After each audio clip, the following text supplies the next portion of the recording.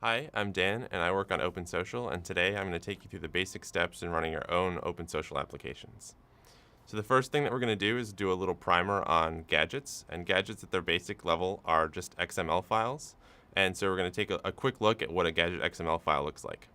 As you can see, a gadget is just XML. At the top of the file, you can see the XML version type and encoding, and below that, you can see the tags that specify this as a gadget file. We open everything up with a module tag, and inside of that we have module preferences that specify things like the application's title and require features necessary for the application, here requiring the OpenSocial feature. And below that we actually define the content of the gadget. Here the content type is HTML. Inside of that we have a CData section, which is where all of our code, our HTML and JavaScript go, and the string hello world.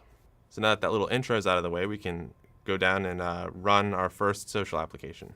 So there's a couple things that you'll need for this. First, a text editor and a web hosting account. And in addition to that, you'll need an Orchid account and access to the Orchid sandbox, which is where we allow you to test your social applications. I will assume that most of you have a text editor, and a lot of you probably already have web hosting. But if you don't, there's two things that you can try. First is Google Code Project Hosting, which is a place to host open source applications. So if you'd like to make your gadget open source, you can host it there.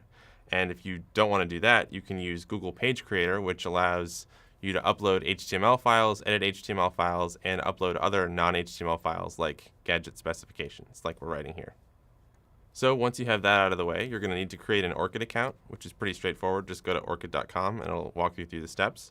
Once you've done that, you're going to need to sign up for access to the Orchid sandbox, which is pretty straightforward as well. We have a link that you can use to do that. And once you have access, you can log into sandbox.orchid.com and add your gadget. And I'll show you how to do that right now. So what you should do is you should take the text of the sample gadget, copy that into a text file, and save it on your web hosting account as helloworld.xml. Log into your Orchid account.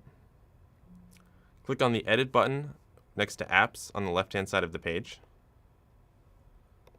Type in the URL of your newly created XML file. Click on the Add Application button. Grant the application permission to access your account. And then click on the link that it adds to the applications on your page. So now you've installed your first social application into Orchid. For more information on what I just did, as well as more information on the rest of the social API, check out the tutorial on code.google.com under the OpenSocial section.